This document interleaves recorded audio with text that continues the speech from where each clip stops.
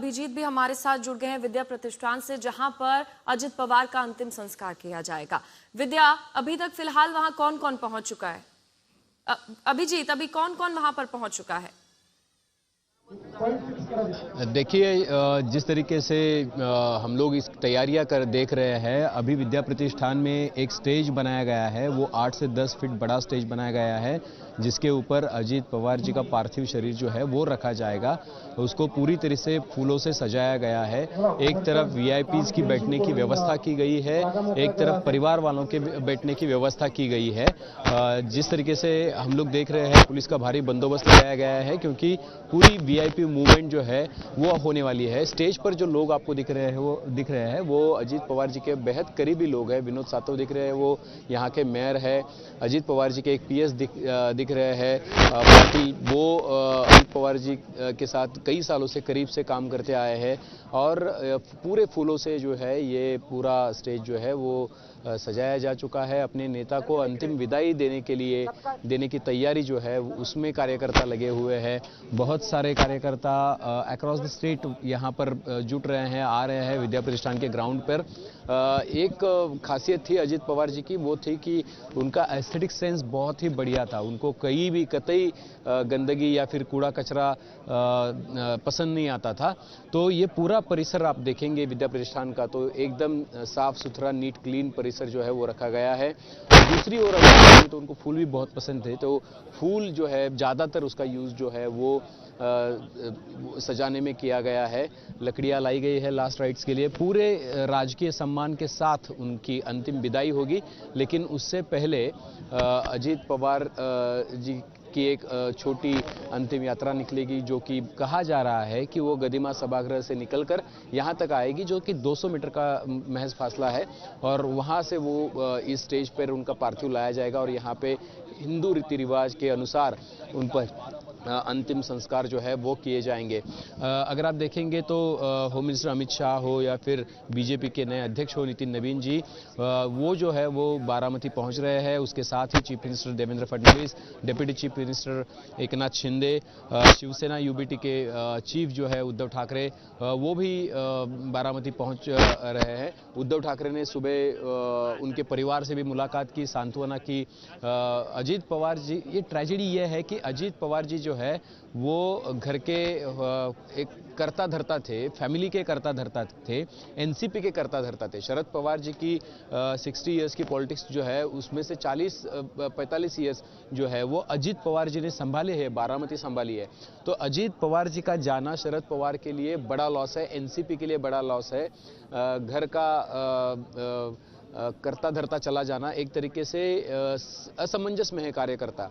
और दूसरी बात यह है कि अजित पवार जी की जो मां है वो भी बहुत वयस्क है, और उनके लिए ये दुख देखना कि अजित पवार जैसा बेटा जो कि जिसका डंका जो है वो स्टेट में और देश में बजा है, जिसके काम को बहुत प्रेज किया गया है, और उसको खोना इस तरीके से इस उम्र में, तो ये बहुत दुख की बात है। हमने अगर कल शरद पवार जी की एक वीडियो बाइट देखी होगी तो उनको कभी भी ऐसा नहीं देखा है। महाराष्ट्र के राजनीति में आप किसी से भी पूछेंगे तो आपको पता चलेगा कि शरद पवार को ऐसे कभी किसी ने नहीं देखा होगा। पूरी तरीके से टूट चुके थे, आवाज़ नहीं निकल रही थी गले से उनके, वो बात करना चाह रहे थे लेकिन हो नहीं रहा था। तो इस तरीके की हालात जो है वो है। पवार फैमिली भी बहुत सदमे में है। मैंने पवार फैमिली से कुछ लोगों से बात करने की कोशिश की तो वो इतने सदमे में है कि कुछ बोल नहीं सकते थे।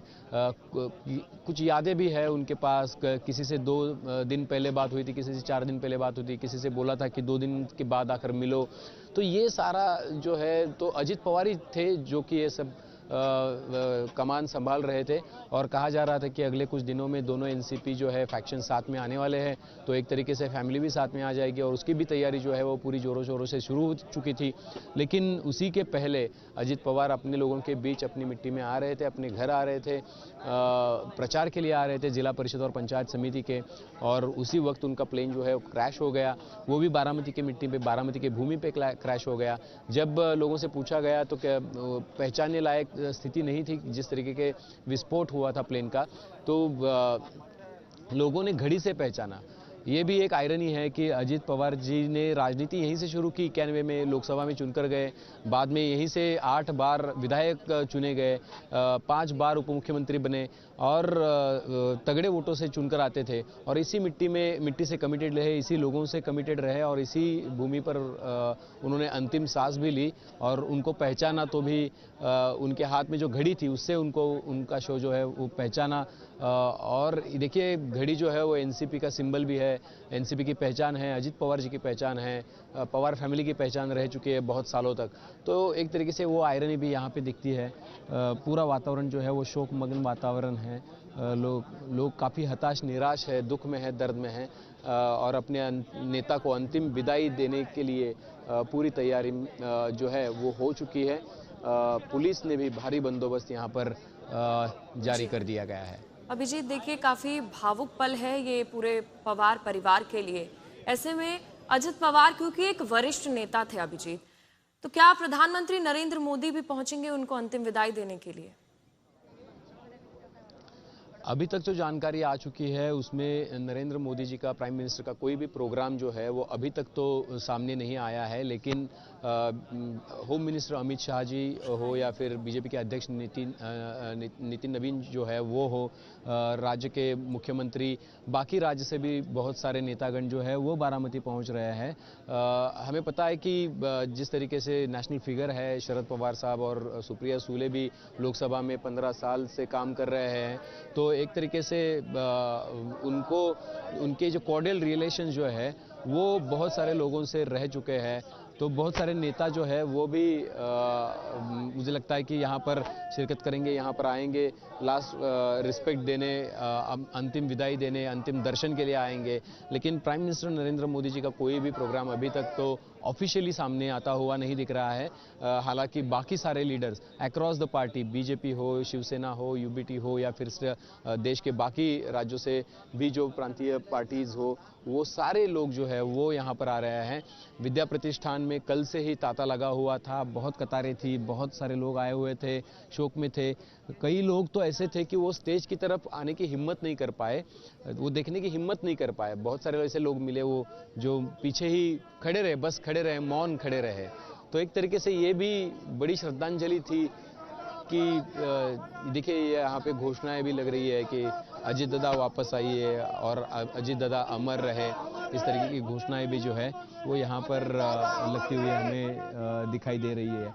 तो ये सारे जो लोग हैं वो राज्य के विभिन्न हिस्सों से आए हैं, अजित पवार जी के समर्थक हैं, बारामती से है, बाहर से है, ये सारे लोग जो है वो एक ही चीज़ जो है वो उनके लीडर को उन्होंने खोया है, उसका दर्द जो है तो उनके बातों में भी हमें नज़र आता है।